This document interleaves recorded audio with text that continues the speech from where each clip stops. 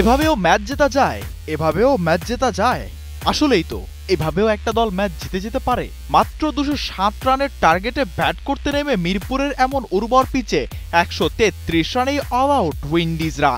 বাংলাদেশের এমন জয় দেখে ভক্তরা বলতেই পারে, well done Tigers, what a comeback. Bangladesh বনাম ওয়েস্ট ইন্ডিজের প্রথম ওয়ানডে ম্যাচটি শেষ হয়েছে বাংলাদেশের 74 রানের জয় দিয়ে। কিন্তু এই জয়ের আড়ালে সবচেয়ে বড় আলোচনার জন্ম দিয়েছে মিরপুরের পিচ, যেখানে ব্যাটারদের লড়াইটা হয়ে গেল বেঁচে থাকার মতো কঠিন এক পরীক্ষা। বাংলাদেশ প্রথমে ব্যাট করে 49 ওভার 4 বলে অল আউট হয় 207 রানে।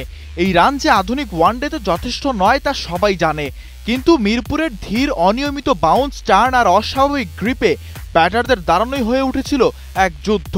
তাওহিদ হৃদয় ও মাহিদুল ইসলাম অঙ্কনের অর্ধশতকের কাছাকাছি ইনিংস দলকে টেনে নিলেও রান করার গতি ছিল কচ্ছপের মতো ধীর। 90 বলে 51 করা হৃদয় আর 76 বলে 46 করা অঙ্কন চেষ্টা করেছেন টিকে থাকার, কিন্তু ফ্রি স্ট্রোক খেলার সুযোগই মেলেনি তাদের। দ্বিতীয় ইনিংসে আরো স্পষ্ট হয়ে যায় পিচের কঠিন বাস্তবতা।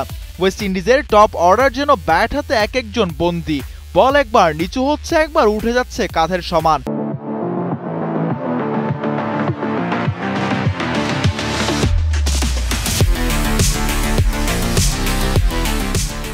আবার কখনো সোজা থেকে হঠাৎ ঘুরে যাচ্ছে অফ স্টাম্পের বাইরে। এমন উইকেটে রিশাদ হোসেন ছিলেন ভয়ঙ্কর। 9 ওভারে 35 রানে 6 উইকেট নিয়ে ম্যাচটাই করে নিয়েছেন নিজের। তবে প্রশ্ন থেকেই যায়, এমন উইকেটে স্পিনারদের প্রভাবশালী হওয়াটা কতটা স্বাভাবিক।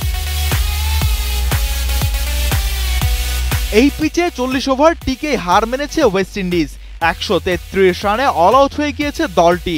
ম্যাচ জিতলেও বাংলাদেশের ব্যাটিং নিয়ে চিন্তা থেকেই যাচ্ছে, কেননা এমন উইকেটে ব্যাটারদের আত্মবিশ্বাস গড়ে তোলা তো দূরের কথা, কৌশলগত প্রস্তুতি ধ্বংস হয়ে যাচ্ছে।